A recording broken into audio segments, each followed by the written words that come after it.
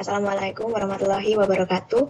Kami dari kelompok 7 kelas 37 FTMD ingin mempresentasikan tugas besar kami, yaitu vending machine. Sebelumnya perkenalkan, nama saya Yosefin Sevilevana dengan NIM 169211007. Saya Bimar Dwi Anggoro dengan NIM 169210099.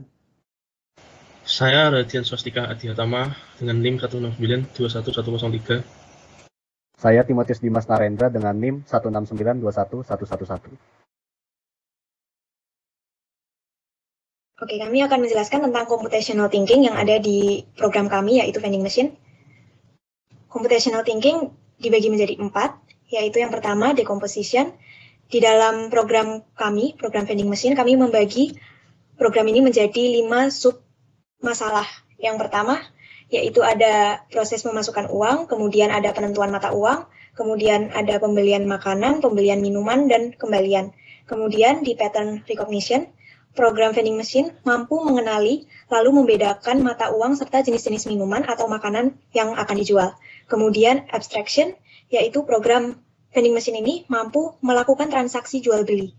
Kemudian yang terakhir, logarithm, program vending machine menerima input berupa uang, kemudian dipilih minuman atau makanan yang akan dibeli, dan minuman atau makanan tersebut keluar secara otomatis, serta program menjalankan transaksi.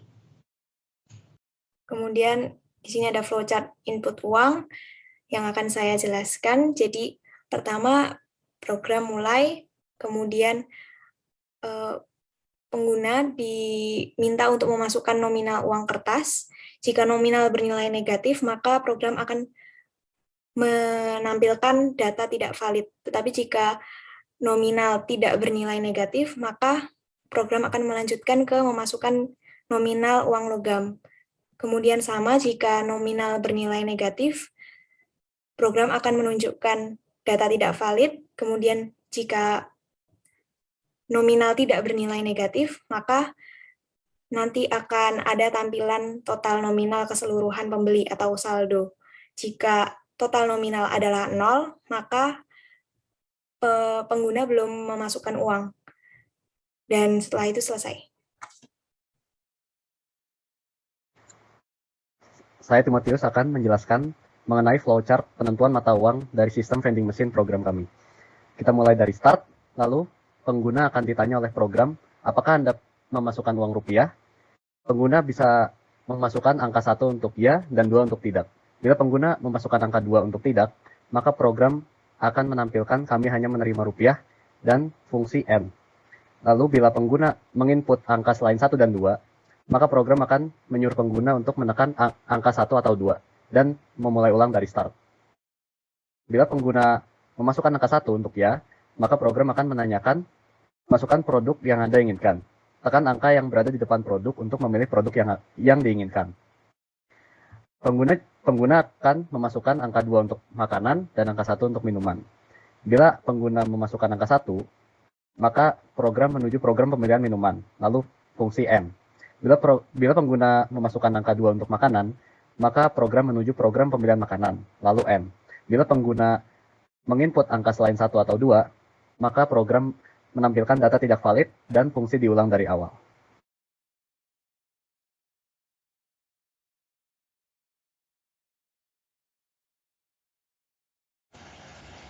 Selanjutnya, saya akan menjelaskan flowchart untuk proses pembelian minuman.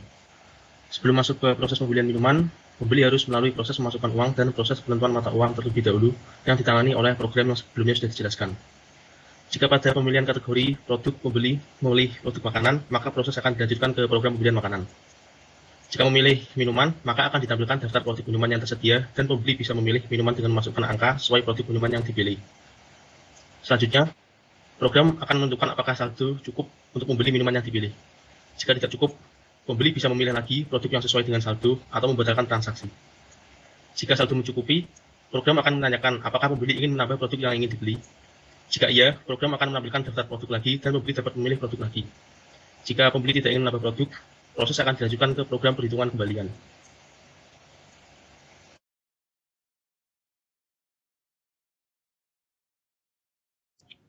Selanjutnya, saya akan menjelaskan flowchart pembelian makanan. Pada fungsi pembelian makanan, pengguna akan ditanya apakah ingin membeli makanan atau minuman. Jika jawabannya minuman, maka akan dijalankan program pembelian minuman. Jika jawabannya makanan, maka akan ditampilkan daftar-daftar makanan dan pengguna diminta untuk masukkan input makanan.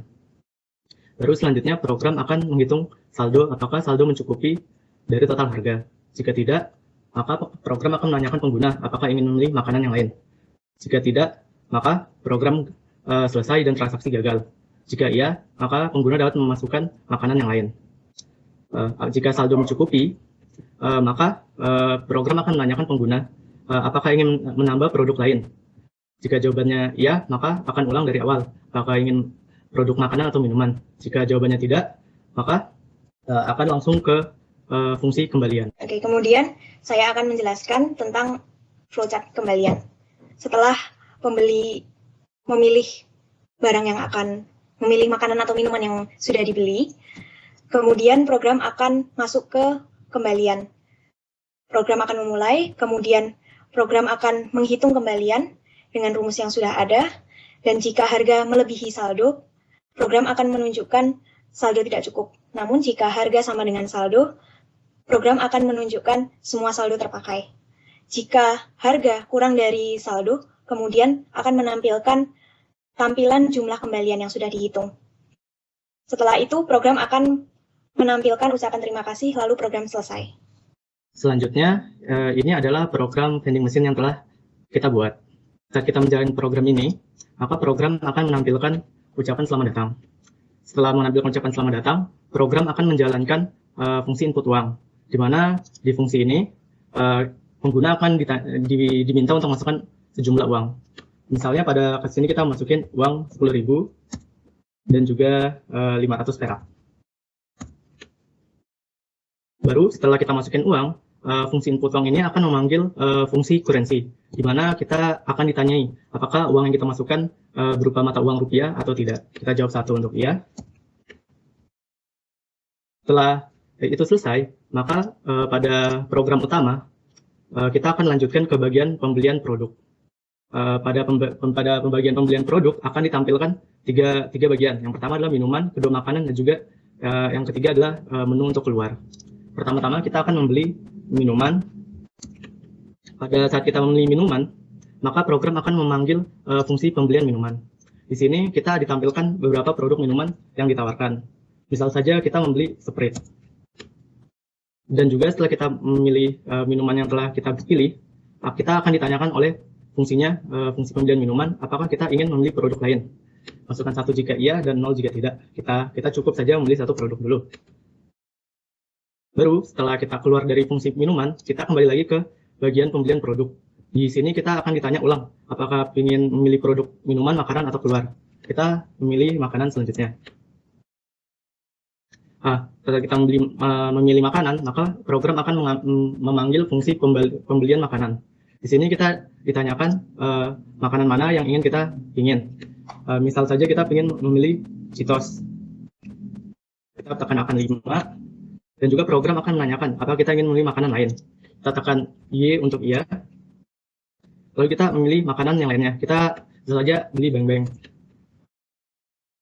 Dan kita ingin keluar dari fungsi makanan. Kita tekan huruf sembarang. Baru kita keluar dari program produk. Kita tekan 0.